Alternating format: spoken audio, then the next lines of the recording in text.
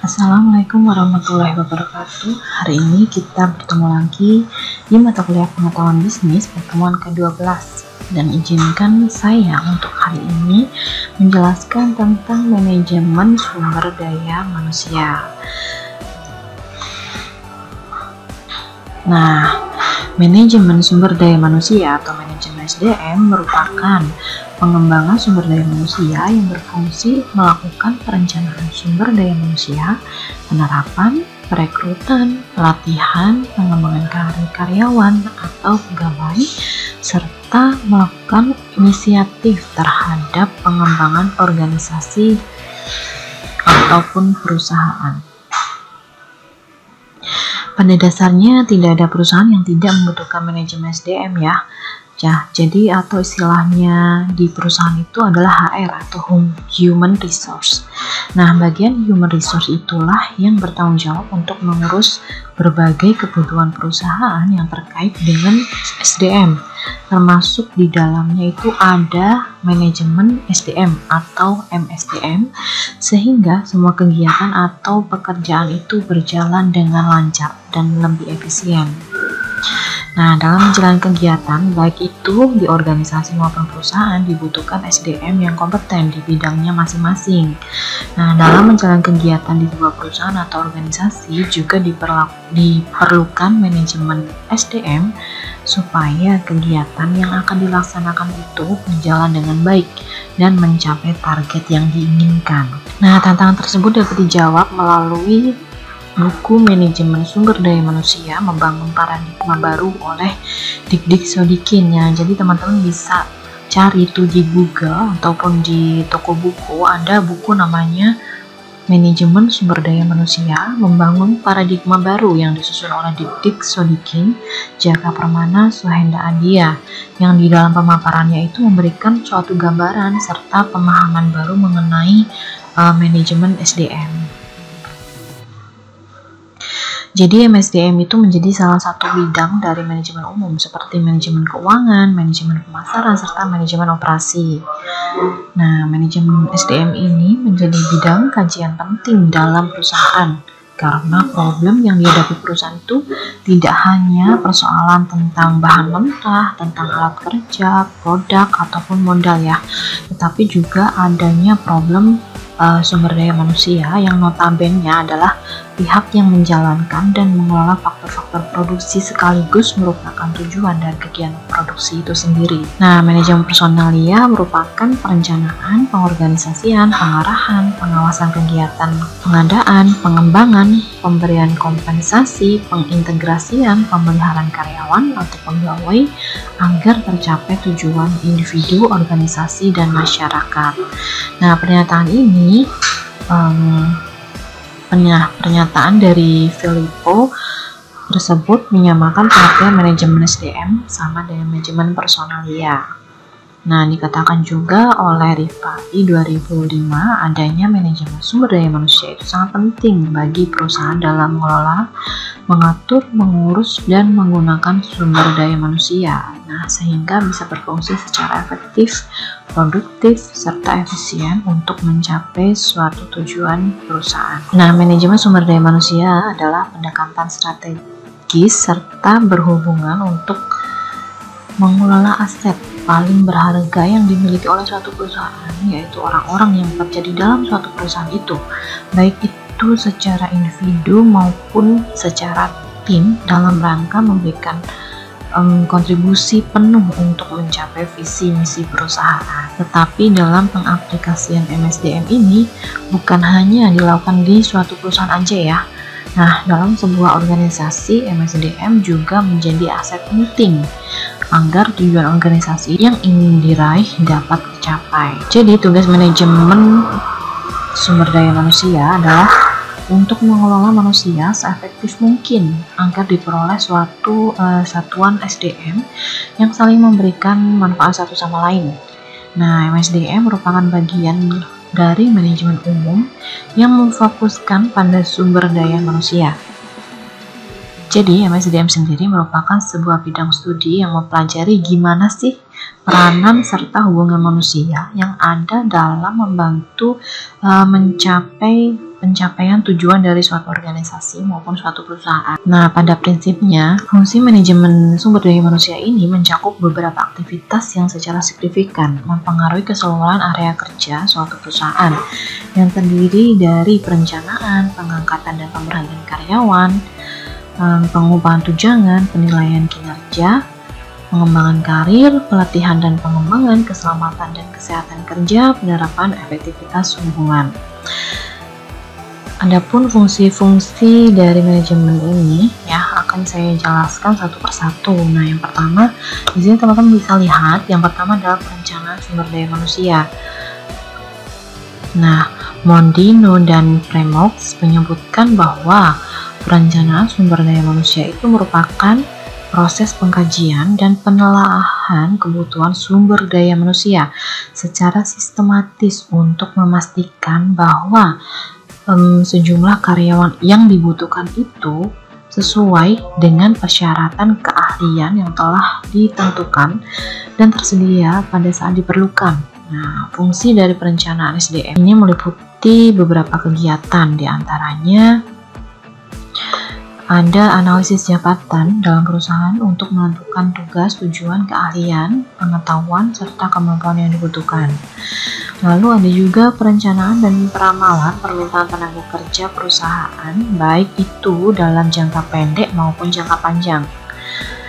Nah, kegiatan yang ketiga yaitu mengembangkan serta mengimplementasikan suatu rencana untuk memenuhi kedua kebutuhan yang sudah saya jelaskan sebelumnya. Jadi, kegiatan perencanaan kualitas dan kuantitas SDM merupakan pekerjaan manajemen SDM yang paling mengandung ketidakpastian karena adanya faktor peramalan terhadap kecenderungan lingkungan bisnis yang terus bergerak ya secara dinamis. Nah, terkait hal ini, perusahaan itu mampu melihat kecenderungan perkembangan teknologi. Nah, ya kan, seperti yang bisa berpengaruh terhadap kualitas dan kuantitas. Merencanakan SDM atau karyawan secara efektif harus dilakukan ya, dan sesuai dengan kebutuhan perusahaan itu dilakukan supaya demi terwujudnya tujuan visi misi dari perusahaan itu sendiri. Nah, yang kedua ada pengangkatan dan pemberhentian karyawan. Nah, pada proses ini kegiatan pengisian formasi yaitu merekrut karyawan, screening, serta adanya seleksi kepada pelamar juga penempatan formasi. Nah, fungsi dari MSDM semakin rumit karena adanya berbagai peraturan memberikan peluang yang sama untuk seluruh lapisan masyarakat dalam mendapatkan suatu pekerjaan, serta semakin kompleksnya suatu formasi jabatan yang akan diisi. Nah, proses pengangkatan dan pemberhentian atau staffing itu sesuai dengan kebutuhan perusahaan. Manajer SDM itu juga perlu hati-hati ya pada saat menyaring suatu calon karyawan. Proses rekrutmen dan evaluasi pekerjaan diantaranya ialah belangko lamaran, interview, tes psikolog, dan lain-lain. Nah, ketika sudah berakhir masa jabatan atau masa kerjanya, maka perusahaan itu memiliki tanggung jawab harus melakukan pemutusan hubungan kerja dengan karyawan dengan cara yang baik. Yang ketiga adalah pengupahan tunjangan. Nah, upah kepada karyawan dikatakan berhasil nih ya, jika didasarkan pada keadilan dan kewajaran sesuai dengan ketentuan perusahaan masing-masing tentunya. Nah, keseimbangan antara upah yang dibayarkan dengan pekerjaan yang berbeda dalam satu perusahaan, pembayaran upah yang adil dan wajar kepada karyawan atau pegawai yang berada dalam jabatan yang benar-benar sama dalam satu perusahaan. Nah, upah itu pada dasarnya adalah mencakup keseluruhan penghargaan yang diterima karyawan atau pegawai sebagai hasil dari jerih payah pekerjaannya. Upah itu bisa berupa uang yang diterima oleh seorang karyawan atau pegawai atas kinerjanya. Sedangkan tunjangan adalah berupa tambahan penghargaan finansial selain gaji pokok ya atau gapok, termasuk tunjangan cuti, biaya sakit, tunjangan hari raya, dan lain-lain. Lalu yang keempat di sini ada penilaian kinerja dan pengembangan karir. Nah, fungsi ini dilakukan setelah karyawan tersebut sudah bekerja dalam suatu perusahaan. Nah, tidak hanya penilaian secara positif ya. Nah, perusahaan juga menganalisis apabila jika kinerja karyawan atau pegawai itu negatif. Nah, fungsi penilaian kinerja ini meliputi yang pertama ada penilaian dan evaluasi kinerja karyawan atau pegawai, yang kedua ada analisis serta pemberian dorongan motivasi kinerja karyawan atau pegawai, dan yang ketiga adalah pemberian suatu bantuan untuk karyawan atau pegawai dalam rangka mengembangkan karir bagi pegawai tersebut.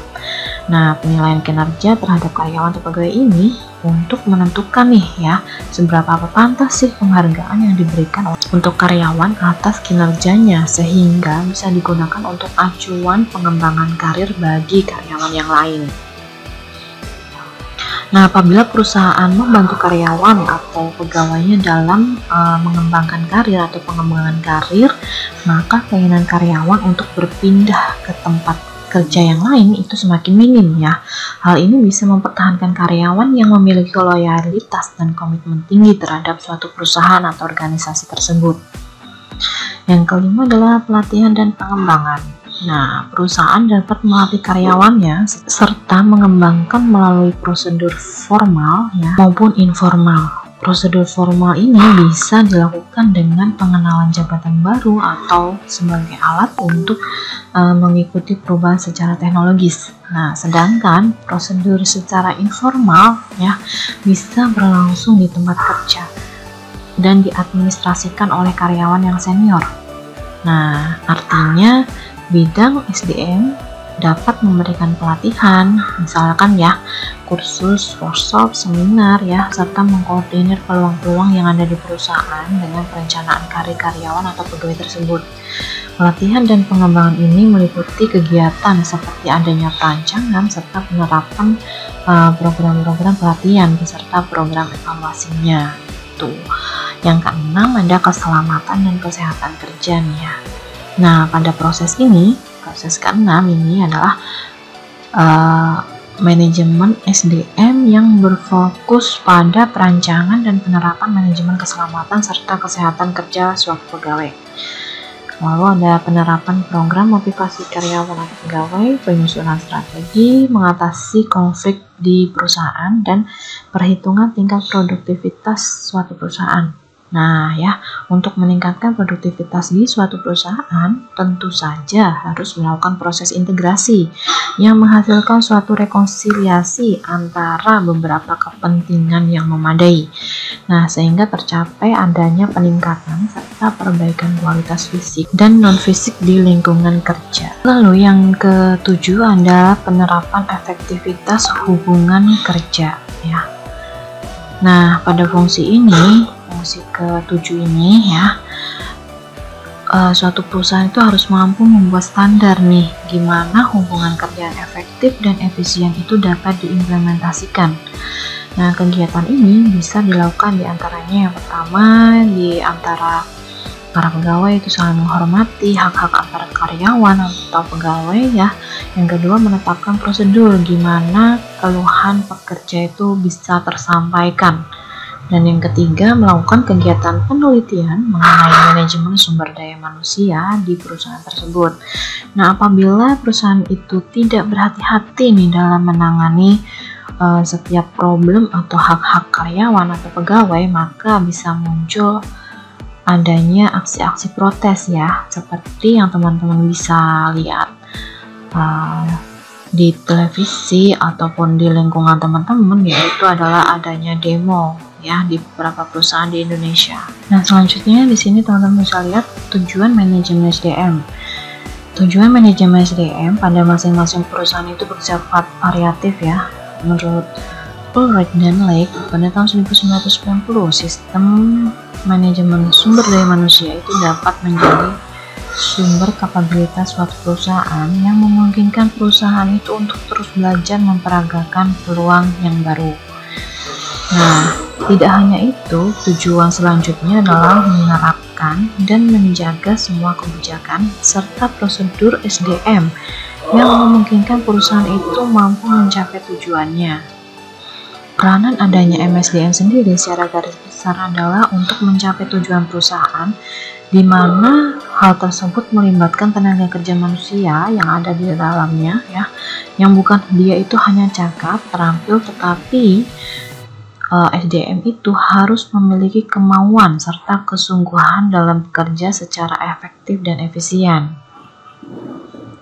Nah, secara khusus MSDM ini memiliki tujuan sebagai berikut. Yang pertama adalah mengembangkan sistem kerja dengan kinerja yang tinggi yang meliputi proses perekrutan, seleksi, sistem insentif, serta pengembangan manajemen dan aktivitas pelatihan yang terkait dengan kebutuhan perusahaan. Yang kedua, mengembangkan praktik manajemen dengan komitmen yang tinggi yang menyadari bahwa karyawan atau pegawai adalah suatu stakeholder di dalam suatu perusahaan atau organisasi yang bernilai dan membantu mengembangkan iklim kerjasama dan kepercayaan secara bersama-sama. Yang ketiga, memastikan bahwa persamaan kesempatan tersedia untuk semuanya. Nah, di sini artinya adalah ada ketertarikan saling menguntungkan antara perusahaan dan karyawan. Jadi, di sini ditekankan bahwa suatu perusahaan dan karyawan itu harus saling sama-sama menguntungkan satu sama lain, ya. Yang keempat, memastikan bahwa karyawan atau pegawai dinilai serta dihargai atas apa yang telah dikerjakan dan dicapai. Yang kelima, mempertahankan serta memperbaiki kesejahteraan fisik serta mental pegawai atau karyawan. Dan yang terakhir, tujuan manajemen adalah menciptakan iklim yang humanis, harmonis, serta produktif, yang hal itu dapat dipertahankan antara manajemen atau perusahaan dengan karyawan atau pegawai. Sumber daya manusia merupakan aset penting dalam sebuah perusahaan, sehingga hal ini perlu dirancang secara efektif. Beberapa manfaat yang bisa diperoleh dari manajemen SDM, diantaranya yang pertama adalah perusahaan dapat memanfaatkan sumber daya manusia atas SDM yang sudah ada itu secara baik. Nah, manajer sumber daya manusia dalam sebuah perusahaan atau suatu organisasi itu perlu memperhatikan kelebihan dan kekurangan yang dimiliki perusahaan. Misalnya, jumlah karyawan yang tersedia, masa kerja masing-masing, pengetahuan, serta skill yang dimiliki karyawan, bakat yang perlu dikembangkan, serta minat karyawan yang ada di perusahaan. Yang kedua, produktivitas dari karyawan yang sudah ada semakin meningkat. Nah, manajemen sumber daya manusia atau MSDM yang baik tentu akan proporsionalitas dalam penempatan formasi karyawan. Terlalu banyaknya karyawan juga tidak baik untuk perusahaan dan bisa berdampak penurunan semangat karyawan. Kekurangan karyawan juga tidak baik untuk perusahaan, yang nantinya akan mengakibatkan pekerjaan itu terhambat. Jadi semua harus proporsional. Yang ketiga, penentuan kebutuhan tenaga kerja atau karyawan. Kebutuhan akan tenaga kerja di masa yang akan datang, baik dalam arti jumlah maupun kualifikasinya untuk mengisi formasi tertentu dan menyelenggarakan aktivitas baru.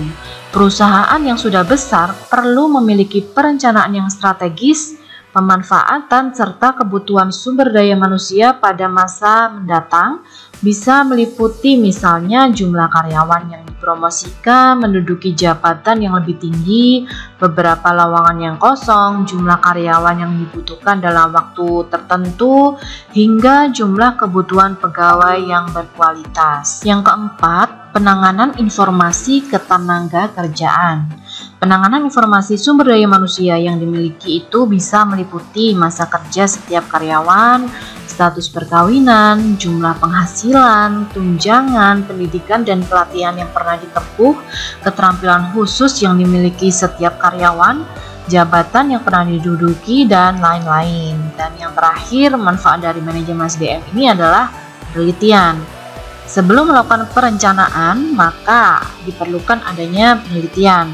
termasuk penelitian mengenai MSDM. Hal ini dilakukan supaya mendapatkan gambaran nih ya, serta keterangan yang akurat untuk menjadi landasan dalam aktivitas MSDM tersebut. Selanjutnya teman-teman ya, di sini ada materi dan buku yang terkait dengan manajemen operasional. Nah, di sini teman-teman bisa langsung klik aja ya, nanti bisa di-download PPT saya di e-learning ya. Ini tinggal klik aja, nanti akan menunjukkan ke link URL buku tersebut. Di sini ada buku terkait, ada buku ekonomi, kewirausahaan, manajemen pemasaran, SDM, dan lain-lain. Nah, selanjutnya, ruang lingkup dari divisi HRD ya, atau Human Resource Development, sangatlah luas, di mana mereka itu memiliki tanggung jawab serta tugas sebagai bagian personalia serta perusahaan, dan peraturan perundang-undangan yang terkait dengan tenaga kerja. Ruang lingkup kegiatan manajemen SDM yaitu proses yang perlu dilakukan oleh manajer sumber daya manusia. Yang pertama yaitu mendesain serta mengorganisasikan pekerjaan dan mengalokasikannya itu kepada karyawan yang tepat. Yang kedua, perencanaan melakukan perekrutan, seleksi, pelatihan, serta mengembangkan karyawan. Artinya di sini HRD wajib untuk turut mengingatkan kepada karyawannya supaya karyawan bisa mengembangkan dirinya, dalam arti mengembangkan ilmunya untuk bisa meningkatkan kualitas perusahaan. Yang ketiga, menciptakan lingkungan kerja yang harmonis yang dapat memberikan kenyamanan untuk karyawan atau pegawai sehingga menimbulkan kepuasan untuk karyawan dan dapat meningkatkan produktivitasnya serta bisa melakukan pekerjaan itu secara totalitas sesuai yang telah dirancang pada perusahaan ya. Yang ketiga, menciptakan lingkungan kerja yang harmonis yang dapat memberikan kenyamanan bagi karyawan atau pegawai sehingga menimbulkan suatu rasa kepuasan untuk karyawan dan dapat meningkatkan produktivitasnya serta bisa mengembangkan karirnya. Lalu yang terakhir ya, mempertahankan serta menjamin efektivitas serta etos kerja yang tinggi dalam jangka waktu yang lama bagi karyawan. Nah, di sini tugas dari manajer SDM ya, tentu saja mereka itu harus bisa mempertahankan karyawannya untuk bisa mempunyai etos kerja atau semangat kerja yang tinggi bagi perusahaan. Selanjutnya, manajemen sumber daya manusia atau MSDM sangat penting ya dalam industri saat ini. Sehingga prinsip-prinsip manajemen SDM adalah fondasi di setiap sektor dan ini harus benar-benar dicermati. Oleh karena itu, untuk setiap institusi, organisasi maupun perusahaan, beberapa prinsip esensial itu harus diikuti oleh Departemen SDM. Misalnya, pemilihan karyawan itu harus benar-benar berdasarkan prestasi. Tidak boleh ada namanya diskriminasi atau favoritisme ya. Dan setiap karyawan harus menerima perlakuan itu secara adil dan konsisten. Penerapan fungsi-fungsi manajemen SDM dalam arti makro adalah fungsi-fungsi pokok manajemen umum seperti fungsi manajerial. Sedangkan dalam arti mikronya adalah fungsi-fungsi manajemen SDM secara fungsional.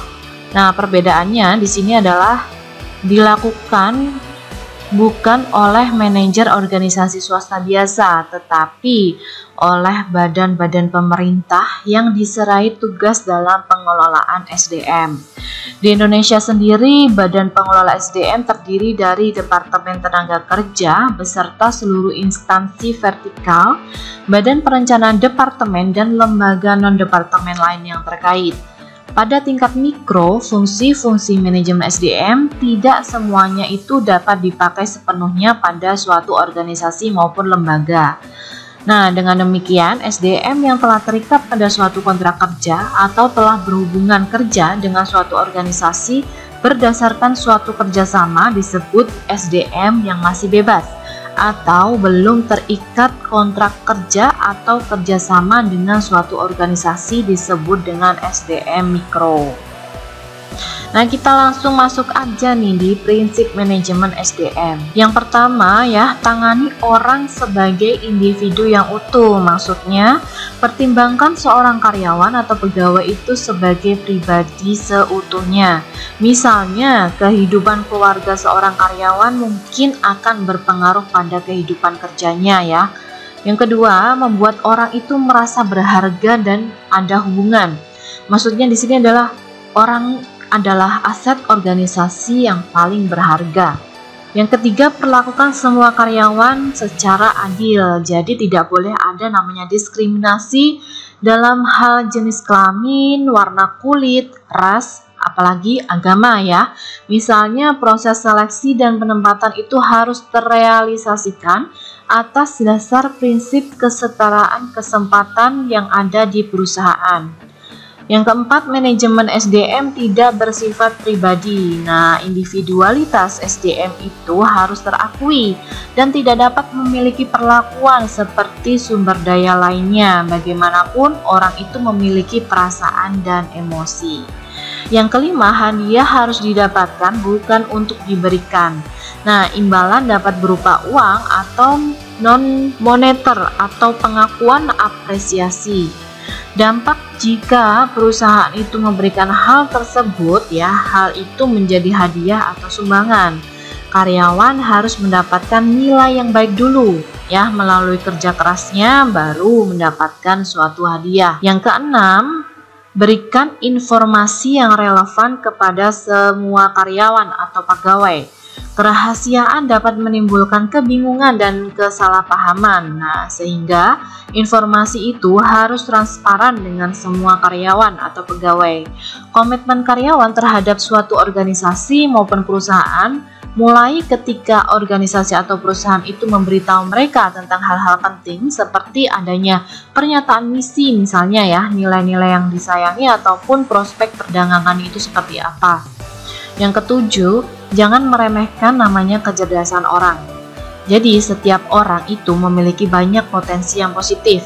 Tujuan dari manajer SDM adalah untuk memanfaatkan bakat manusia itu sebaik mungkin. Perusahaan harus dapat memberdayakan karyawannya untuk memanfaatkan bakat mereka. Tetapi di dalam kenyataannya, banyak orang di negara berkembang itu tetap diremehkan dan kurang perusahaan itu ada yang memanfaatkan SDM-nya atau pegawainya. Yang kedelapan adalah perlakukan orang dengan hormat dan bermartabat.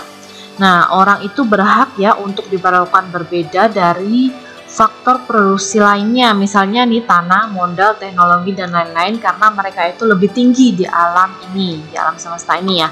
Nah, ini akan meningkatkan suatu motivasi dan komitmen orang terhadap suatu perusahaan. Yang kesembilan, memberikan peluang untuk berkembang dalam suatu organisasi, lembaga maupun perusahaan.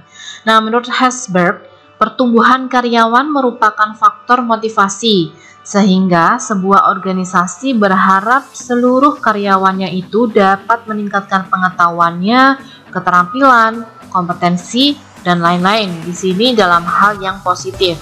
Diyakini bahwa pembangunan adalah inisiatif individu, menyediakan sumber daya yang diperlukan dan mendukung lingkungan atau masyarakat. Yang ke-10, dominasi kepentingan kelompok atas kepentingan individu. Salah satu prinsip dasar manajemen di sini adalah subordinasi individu kepada kepentingan kelompok. Nah, manajer SDM harus bisa mengintegrasikan nih ya kepentingan pemangku kepentingan yang berbeda dari suatu organisasi. Yang terakhir, beli program SDM. Maksudnya adalah hal ini terjadi karena karyawan akan belajar sendiri atau dari orang lain jika manajemen tidak bisa mengajarkan mereka. Ada banyak pendekatan berbeda untuk MSDM, sehingga MSDM dapat kita lihat dari pendekatan yang berbeda. Pendekatan ini mendefinisikan MSDM dari perspektif yang berbeda. Nah, berikut ada 7 pendekatan MSDM. Yang pertama adalah pendekatan strategis. Orang adalah aset strategis sebuah organisasi atau perusahaan, yang mana orang itu memiliki kompetensi inti dan dasar keunggulan yang kompetitif. Sedangkan SDM adalah kombinasi antara bakat dan keterampilan. Beberapa di antaranya adalah bawaan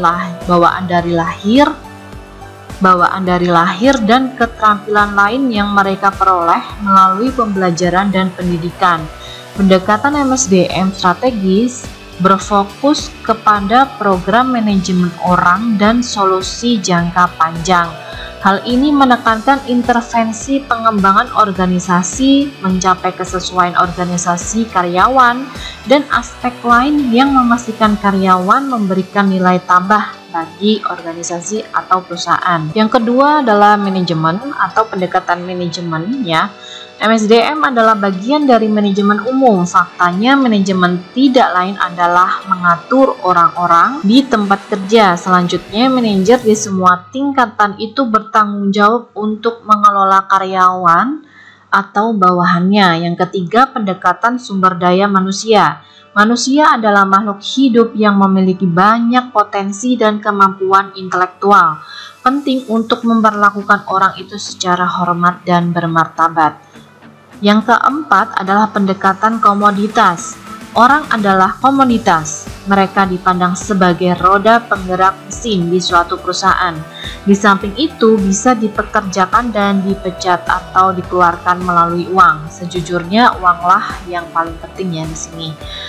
Ada pepatah mengatakan uang lebih manis daripada madu. Pendekatan ini memandang orang sebagai manusia ekonomi. Yang kelima, pendekatan proaktif. Manajer SDM harus mengantisipasi tantangan atau masalah sebelum tantangan atau masalah itu muncul. Seperti halnya ada pepatah, mencegah itu lebih baik daripada mengobati. Dalam dunia yang sempurna, setiap startup akan mengambil pendekatan proaktif dan membangun perusahaan mereka dari awal dengan mengidentifikasi tidak hanya misi, visi, nilai, sasaran, tujuan, dan lain-lain, tetapi juga akan menentukan kemana sih tujuan mereka, jangka pendek dan jangka panjang, serta membangun suatu organisasi yang holistik dan selaras dimulai dari tingkat pendiri tempat mereka dapat menarik, memperkerjakan, dan mempertahankan talenta terbaik untuk membawa perusahaan mereka ke tempat yang mereka inginkan. Yang keenam adalah pendekatan reaktif. Hal ini terjadi ketika para pembuat keputusan menanggapi masalah. Jika upaya hanya reaktif, masalah itu dapat bertambah dan peluang mungkin terlewatkan, serta organisasi mungkin bisa menderita kerugian. Perusahaan dapat kehilangan waktu dan uang jika mereka mengambil pendekatan reaktif. Yang ketujuh adalah pendekatan sistem. Sistem adalah sekumpulan elemen atau bagian yang saling terkait tetapi terpisah, yang bekerja bersama untuk tujuan bersama di suatu perusahaan. Misalnya, MSDM adalah sistem yang mungkin memiliki bagian-bagian seperti adanya pengadaan, penilaian kinerja, penghargaan, pelatihan, dan lain-lain. Setiap satu bagian itu mempengaruhi dan dapat dipengaruhi oleh yang lain. Perubahan lingkungan bisnis yang berubah dengan cepat menunjukkan saat ini terdapat banyak sekali tantangan manajemen SDM yang akan terus berkembang, apalagi di tahun-tahun yang akan mendatang ya.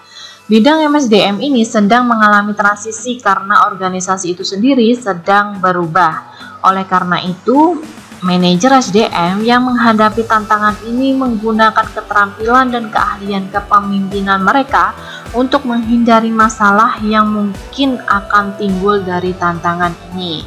Nah, di sini teman-teman bisa lihat ada 11 tantangan yang dihadapi manajemen SDM. Yang pertama, mengubah ragam tenaga kerja. Nah, salah satu tantangan yang terpenting yang saat ini ada adalah beradaptasi dengan orang-orang yang berbeda di dalam suatu perusahaan. Istilah yang bisa digunakan untuk menggambarkan tantangan ini adalah keragaman tenaga kerja. Sehingga keragaman tenaga kerja berarti adanya suatu organisasi menjadi campuran orang yang lebih heterogen dalam hal gender, usia, etnis, ras, dan orientasi gender. Tenaga kerja yang kontemporer memiliki latar belakang yang beragam. Misalnya, perempuan yang dulu terbatas pada pekerjaan sementara dengan bayaran rendah di Jepang ya, sekarang dapat menempati posisi manajerial. Semakin banyak wanita yang mencari pekerjaan cenderung mempengaruhi banyaknya aspek MSDM, termasuk cara perusahaan merekrut pekerja, kondisi kerja, dan hubungan karyawan. Yang kedua adalah mengubah nilai tenaga kerja. Nah, tenaga kerja generasi baru lebih berpendidikan dan mereka lebih menyukai pekerjaan yang menantang dan sulit. Penelitian baru menunjukkan bahwa karyawan cenderung menahan ekspektasi yang berlebihan dan tidak realistis tentang pekerjaan di suatu perusahaan. Harapan yang tinggi dapat menghasilkan kemarahan, kekecewaan, frustasi, ketidakpuasan jika pengalaman kerja tidak sesuai dengan nilai dan harapan. Yang ketiga, mengubah tuntutan karyawan. Karyawan masa kini itu tidak hanya senang dengan uang ya, mereka menuntut lebih banyak kebebasan dan otonomi di tempat kerja. Mereka itu lebih memperhatikan faktor motivasi intrinsik seperti adanya pekerjaan yang menantang, pengakuan, bahkan penghargaan. Yang keempat, mengubah tuntutan lingkungan. Nah, lingkungan kerja menjadi lebih tidak stabil, bergejolak, dan dinamis. Lingkungan kerja modern dicirikan oleh globalisasi, meningkatnya persaingan, peraturan pemerintah, dan inovasi teknologi.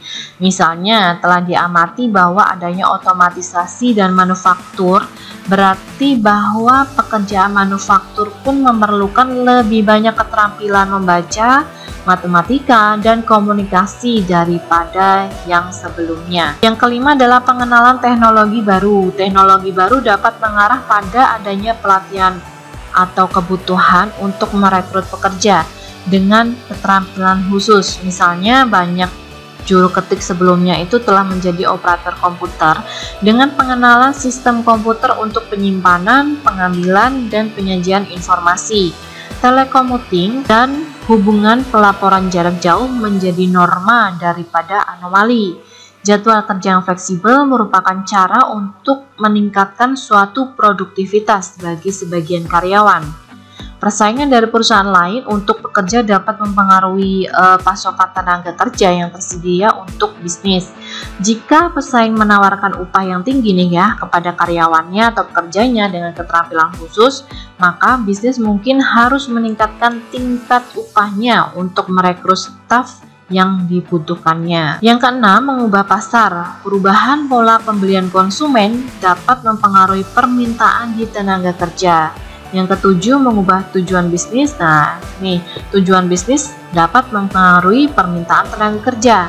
Jika sebuah perusahaan kimia misalnya memutuskan bahwa cara yang paling efektif untuk meningkatkan keuntungan adalah dengan menjadi lebih berorientasi kepada pasar, hal ini kemungkinan besar akan mengubah kebutuhan personel dalam bisnis. Yang kedelapan adalah outsourcing, merupakan praktek menyewa perusahaan lain untuk menyelesaikan pekerjaan yang penting dan harus dilakukan secara efisien. Saat melakukan outsourcing, manajer SDM itu tidak perlu mempertimbangkan biaya overhead seperti adanya asuransi kesehatan, pajak, biaya perawatan kerja, atau tunjangan, karena freelancer itu sendiri yang akan memenuhinya. Yang kesembilan adalah diskriminasi ya. Manajer SDM itu harus menciptakan tempat kerja yang bebas dari segala jenis diskriminasi. Karena lebih banyak karyawan yang menjadi hak-hak mereka karena banyak negara memiliki undang-undang yang melarang berbagai bentuk diskriminasi di tempat kerja. Oleh karena itu, manajer SDM harus melakukan aktivitas mereka dengan cara yang mengikuti standar hukum dan bisnis di perusahaan tersebut. Yang ke-10 adalah resolusi konflik. Konflik interpersonal antara rekan kerja serta perselisihan antar karyawan dan supervisor itu dapat terjadi karena berbagai alasan. Manajer SDM biasanya menyelidiki dulu keluhan, misalnya ada pelecehan verbal, fisik, dan mereka itu harus menemukan jalan keluar dari masalah tersebut. Dan yang terakhir adalah manajemen perubahan. Manajemen perubahan merupakan tantangan khusus untuk MSDM. Fokus intensif pada pelatihan mungkin akan diperlukan untuk mengembangkan kompetensi tambahan untuk menangani manajemen perubahan. Nah, peran manajer SDM itu harus paralel dengan kebutuhan organisasi atau perusahaan yang terus berubah-ubah. Nah, hari ini Kita cukupkan sekian. Jika teman-teman ada pertanyaan, teman-teman bisa langsung WA Japri saya. Mohon maaf jika ada kesalahan. Terima kasih atas waktunya. Wassalamualaikum warahmatullahi wabarakatuh.